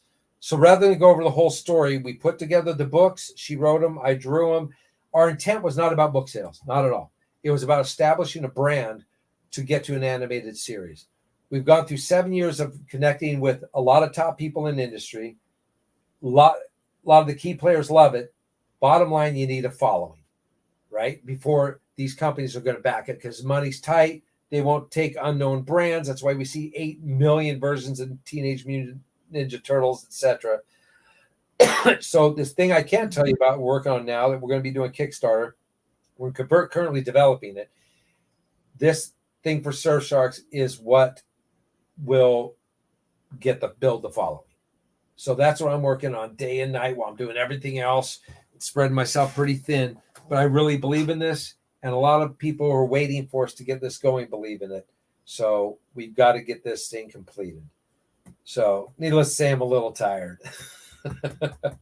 You know what, though? No rest for the week. There's no rest until we die. But I'll be announcing all that stuff on Facebook. I've never done a Kickstarter, and probably never will do another one in my life. If you need help, let me know. Absolutely, I appreciate that. This is the one time I'll ask for help from people in my entire career because I truly believe in it, and it's kick-ass, and it's fun, and most of all, it's really good for the kids. And it also shines the sharks in a positive light, which they built this fear about sharks through the media and Jaws, etc. But no one realizes what awesome creatures they are, how critical they are to the environment, especially, obviously, the ocean. They're the key. Without them, everything collapses. They're the cleaners, the scavengers, much more I could tell you. But they're amazing creatures. And remember, you can't bitch about getting bit by a shark because when you go into the ocean, that's their home. You become part of the food chain. They're not bad. You're just the person in there. The truth is, shark attacks are because they mistake you for something else. They don't even like or something. They're not even interested in it. Typically a bite, and then they go, screw this. It's not what I want. There's not enough fat, blubber, etc. So it's an accidental bite, and more people die of bear attacks. Yogi Bear, no one's worried about him, right? And leopards, everything. A lot of things that they made characters we love, but sharks are on the bottom of the list of things that kill people. Yet we put them way up here in our fear factor. Not anyways. All the shark movies. They've become a monster movie. Right. And we're trying to alleviate that and get some awareness. We have a little bit of education and awareness of sharks in everything that we make, because they are important. So, but other than that, I don't know. Sean says this, and it's true. Hippos are actually very nasty animals. They're dangerous. More people are killed by hippos than sharks. That's actually statistically true. Yeah. There's so many animals that will kill or maim people before sharks. So, yeah, you live in Tornado Alley. Don't complain about mosquitoes. We live next to exactly, Joe. It's just it's so weird to think because humans are so, I'm sorry, but they're arrogant enough to go Yeah. into the ocean and complain about getting bit by a shark or anything else, jellyfish or going, it's not your home, man. It's the same thing as you clear out a forest to build your houses, and when the deer come into your yard and eat your plants, you're like, these damn deer. It's like, I hate to tell you, you just took like, you Right. just encroached on them. But yeah, You you're right. start jumping up on the land and complaining about us, right? I mean, they want us to push them back. By the way, there's an old Far Side. You remember the Far Side strips? They're comedic, and it was really funny. Oh yeah, I remember there was a shark in the water yelling at the people, going "Bear, bear!" and they're all running away from the water. Yeah, Gary Larson, Far Side, awesome. Hey, I just want to say real quick, if I forgot anyone in this that I grew up with in comics, I apologize because this is pretty hard to keep track of stuff that happened 30 years ago. But Right. but there's some key friends and important people in the biz that I have mentioned that were so critical in my success in it, and I always appreciate them, and I always love to see when anyone I may teach a little something to ends up kicking my ass. So Well, I'm not obviously going to get into detail, but you, not just the cover, you've done some other things for me that nobody else would really stick their neck out and do, or at least it's a very small, if I could count on two fingers. But so I want to say thank you. You've been a friend to me, and in the last year or so that we've met, and I appreciate your humility despite your resume, and your willingness to always just want to help people grow and be better. And you never do it with an air of arrogance. And you're a cool dude, and I appreciate you. Yeah, I appreciate you too, man. It's been cool meeting you, and we've had some great conversations outside, some private ones, and anything I can do to help when I see something cool. That's all I've ever been able to do, because I will do that for anyone where I see there's talent, right? You got to have the talent first and potential, because that's what Valentino did for me. He's seen the potential. I don't think I was ready, but he gave me the break. McFarlane gave me the break. All the image founders gave me the break. So if I had any ability or power, influence to see the next guy, that was me, no problem, because I was in the same spot, so I'll do whatever I can. Chad asks, have you any interest in getting back into the con scene, which is a question I was going to ask you. Yeah, only really as an attendee, because I don't got anything to sell. I mean, I could put some prints together, but I don't know if anyone even remembers me. So I would just go to be part of the scene. I'd like to go to Emerald City. We'll get you out to my show, and you'll hang out, and you'll just do stuff. Getting me over my fear of flying. That's the problem you're going to have. So maybe some Valium and some vodka, and then I'm good. So you're like Mr. T from the A-Team. We gotta spike the milk. Because I really do have the stupid fear of flying. I got over. Yeah, I get unnerved. What's that? Yeah, I get unnerved from being on a plane. Yeah. We weren't born with wings and hollow bones. Yeah, I just feel like that's where I lose control. Once I put it in someone else's hands. If I'm in a car or whatever, or on the ground, I'm in control of my life. But, yeah, if I can drive, I'd rather drive. Absolutely. Like me, I'll drive to Chicago. I won't fly. People are like, what are you doing? It's 12 hours. I'm like, I don't mind a 12-hour ride. I'm not flying. Half the times it's just stupid layover. It's 12 hours anyway. And I lose your baggage. Yeah. Real quick to answer the question. Yeah, but probably just the Emerald City Con, because it's nearby. We can drive up. I was actually going to go to this one this year, but our schedules, we got too much going on. So maybe, I'll answer a question no one asks. Do I miss being in comics? 100%. I absolutely loved it. I was completely bummed out that my hand fried. That was not like, oh yeah, great, I'm out, right? I needed a break, I'll tell you that. But I miss it because I miss being an artist. So I found different ways of doing it, through the puppets and the drawing now and then. But I absolutely miss it. I think I could have grown to be much better than I was. And the camaraderie and knowing everyone and going to the conventions, it's all a blast. So I miss the hell out of it. Absolutely. Do you accept inking commissions right now, or are you just too busy? I just grab them when I feel inspired, right? John Royal got me the most work ever, but like any of the image guys ask me, I'm on, right? Any of the image founder, any of those guys, any of them from image, not the founders, any of those guys need my help, I'm there. Other than that, I'll just do what I want when I want, kind of thing. Because I can't have the pressure of the deadline. Yeah, it's good to be in that place. Chet, thank you. I appreciate you saying that. Very kind of you. And Michael, thank you for saying that. It's very kind of you as well. So this is the question that I always end with. It's a deep question. So knowing what you know now, if you could go back and talk to your younger self that was just breaking in, what advice would you give yourself? Oh.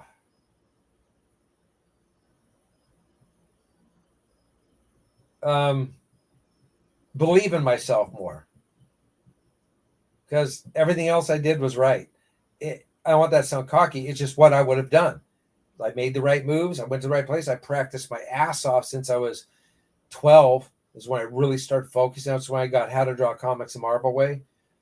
So I did everything that you're supposed to do. You just draw your ass off and learn. So then I'm in that spot. You're talking about, I would say just believe in myself more, because I couldn't stop looking at how good everyone was, right? You go from your house in your bed, whatever, you're in my living room, whatever, and all of a sudden you're right in the spotlight with image. I mean, like the ultra spotlight. They're blasting out Marvel and everyone at that point. And I'm almost panicking because I don't feel like I belong there. But I did in my way. So yeah, just so I could relax a little more and just let it flow. Todd told me I think too much. Think too much, Chancey. Get on the phone. That's one of his tips. There's a tip from Todd. I'm working for him in his office. He's paying me, and he tells me to get on the phone while I'm working, which meant he's watched me work, and I was working on this lamppost, and he says, "No one gives a shit about that lamppost, Chance." He says, "Just relax, let the artist flow. Get on the phone, talk to a friend, and see what happens." So that gets to answer your question, to wrap it around. I was overthinking everything instead of just chilling, to being confident, saying, you know what, you're going to learn. You got everyone supporting you. Just let it go. See, sometimes my wife will be like, you didn't think this through, did you? I'm like, no, I saw it. I wanted to go for it. I went for it. Because I have the confidence that there's nothing that I'm not going to be able to fix or overcome or readjust in life. Don't take it that seriously. Right. I mean, if you're not worried what people think of you and you're not worried about what you think of yourself, I think you're good. I think that's the biggest thing. Is it's not even so much what other people think of you, it's what you think of yourself. Because if someone said something to me that in my heart I didn't feel was true, I wouldn't care. It wouldn't upset me. You get upset when they say things that touch a nerve that maybe you think could be true. Right. So when you don't think that about yourself, you don't give a crap about what they, so I don't mind looking like a fool, because I'd be the guy that would go up to the hot chick and ask her out. And if she rejected me in the worst way, I'd be like, oh, at least I tried. Well, you all sat there. I don't give a shit. Right. Yeah. I've seen your wife. Yeah. Listen, it's funny you say that, because Norm Ratman, he's an inker that started out with Rob at Extreme, and he's a friend. Yeah, he always jokes around about about me having a beautiful wife. Like, how the hell did I get her? So, I tell him duct tape and chloroform. Yeah. Norm's great. I didn't get a chance to really become friends with these guys, right? They're all very cool people. But like I said, I was in Washington, Valentino, and that's it's kind of sad. I got to hang out with Mickey a little bit, just a little. He's a great guy. Yeah, him and Mickey are good friends. But what I found out later, as I read some of Norm's posts and all these other guys, everyone that worked at, whether it's Extreme or whatever, they were just as freaked out as I was. Dan Fraga and those guys. The guys were around a Mount Rushmore of artists, right. So yeah. He had Marat talking about, he's getting some crap and he's nervous. We were all kind of nervous because we all got thrown into this pool. Even though I was older than a lot of those guys, it didn't matter. I was I was just as young as them as far as experience goes. Right. So we're all thrown into this and trying to really build some confidence and just kind of accept this reality and go for it, you know. But yeah, so you know, I have zero regrets. No, won't kill you until I guess I don't. Yeah. Damn right. It was an awesome time. I wouldn't trade it for anything. I'm more than thankful to all the Image guys, all the Image founders, all the dudes that worked at Image. They're all great guys, and I was super fortunate to be a part of that, you know. And by the way, it's funny because the first time I was at Billy Tucci's house, the first time you called me, and I went on his porch talking to you, and your first thing you said to me was, I don't know if you know what I did in the industry. I was like, of course I know what you did, man. I know you were inker on Image. What are you talking about? And you were like, oh, okay. I was like, this is a humble dude, man. You know, just seems so damn long ago, you know. And I was out of it for so long, you know. Yeah. I escaped it for 20 years.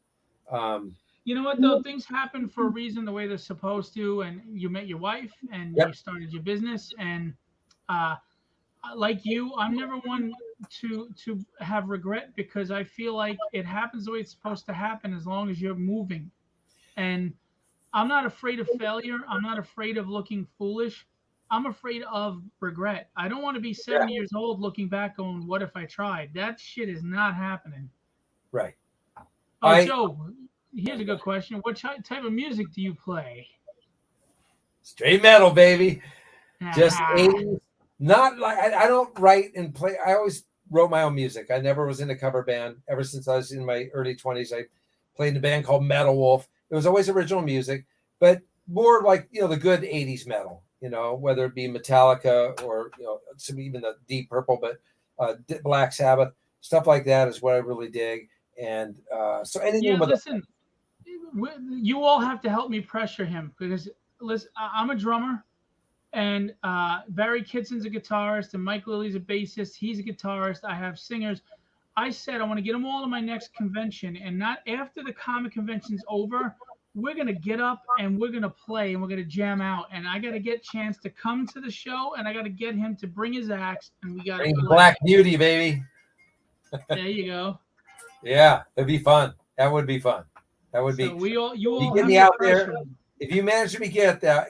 If you manage to get me out there, I'll bring me and her, and we'll see what we can do. I'll bring the spiked milk. Awesome. Well, I tell you what, Phil, this is fun. I told you this is the only interview I've ever done. I'm honored. I get nervous about it, and but we I hope it makes you feel comfortable. Yeah, become friends enough to where I can relax and we just shoot the shit and see what happens. But I really appreciate you having me on. That's all it is, man. It's talking comics. We're all kids at heart, and you know, with all the bullshit going on in life, let's talk about the stuff that brings us together, right? And just have a good time. We got enough stress. We can get back to the stress at 9 o'clock tomorrow morning, but right now it's just hang out and have some fun. Absolutely. Get your ass on that plane. 1 in a million chance of crash. Yeah, I know. I think we'd be fine. Well, either way, man, you're welcome back anytime you want to talk or promote. You know, when you're promoting stuff like, you know, Surf Sharks or etc., you want to come on, we'll do it. Anything I can do to help you get a Kickstarter going, or just, you know, share out posts, you know, you got me. You're honestly one of the cooler people I know in the industry. I do consider you a friend. You could break bread at my home any day that you come to New York, if you ever get over here. And I wish you the sincerest, most success that you could possibly achieve while being happy. I appreciate that, man. I really do. Thanks for having me on here. So. You have a great night, and my regards to the family. And what's his name behind you again? Because he's peeking over your shoulder. Oh, that's Shakespeare. Shakespeare. For you, all those who came in late, Chance made that. Yeah, so he said, show off some of my 3-dimensional work real quick. All right, you say goodbye, buddy. Goodbye, guys. I'm not a ventriloquist, so I just like to build them. But that's amazing. He does the eye motions and that's crazy. Ears wiggle. And then something else happens up here somewhere. But yeah, there he is. That's Shakespeare. Yeah. That is awesome. All right, man. Have a great night, Chance. Thanks a lot. Thank you. See you, Okay. Phil. Bye, man. So that was the great Chance Wolf, inker, artist, musician, puppeteer, props maker, writer, creator. The dude just does everything. And you know what? He's one of those people you really want to root for because he's really just a good guy. So it was great to finally get him on and talk with him. Thanks for coming out and hanging out with him. Just a couple of quick things. I just want to remind you right now, please sign up to be notified for Tragedy Chapter 4, which is going live less than 2 weeks. I'll give you the specific date once I can finally fix all the issues that happened with the printer and everybody's got their fulfillment. I put the Kickstarter on hold even though it hurts my schedule because I will not start a new one until everybody's successfully, happily holding their book, Tragedy 3, in their hand. To those who have supported and backed, thank you so much. I also want to remind you, sign up to be notified for Unknown Heroes Anthology. I'm premiering 10-page preview of the Dynamics in there. That's my new book. It's family-friendly, fun, superhero book. I think you're really going to enjoy it. It's got great reviews of the script so far and the 10-page preview that people have seen. So please check that out. As far as Tragedy, and Chance Wolf did a cover for book 1. If you ever want it, we have some. They are not first printing anymore, I'm going to warn you, because I sold a lot of these bad boys. But Chuck Dixon says the book is written solid, and so did Howard Mackey. So I'm on cloud 9. Those are two of my favorite writers. So tell me if they're wrong. Back it. All right. Also, Legendary Illustrations. We have an entire team of artists for you if you need sequential work, cover work, inks, pencils, colors, letters, logo design. You name it, we got it. We understand budgets. We work with you. We care. Reach out to me, DM me if you're interested, all right? I appreciate all of you. We have one of our regular guests on Monday. I'll be doing a Creatorcon Q&A episode 124. We again have Kevin Eastman on for the 4th time. He is a regular with us, and we'll talk. He does 15, 20-minute interviews. I'm going to try to make this one live for once so you guys can buzz in some questions. Usually they're pre-recorded, but I'm going to try to make it live so you can come and ask questions. So that's Kevin Eastman, co-creator with Peter Laird of the Teenage Mutant Ninja Turtles, if you didn't know. So come on out Monday for that, and get ready for the launch party live stream for Tragedy.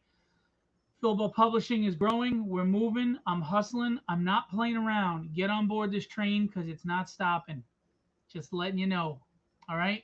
I appreciate all of you. Thanks for coming out and hanging out with us. Thanks for being a part of my life. The support, the love, everything. Coming out and giving Chance some love.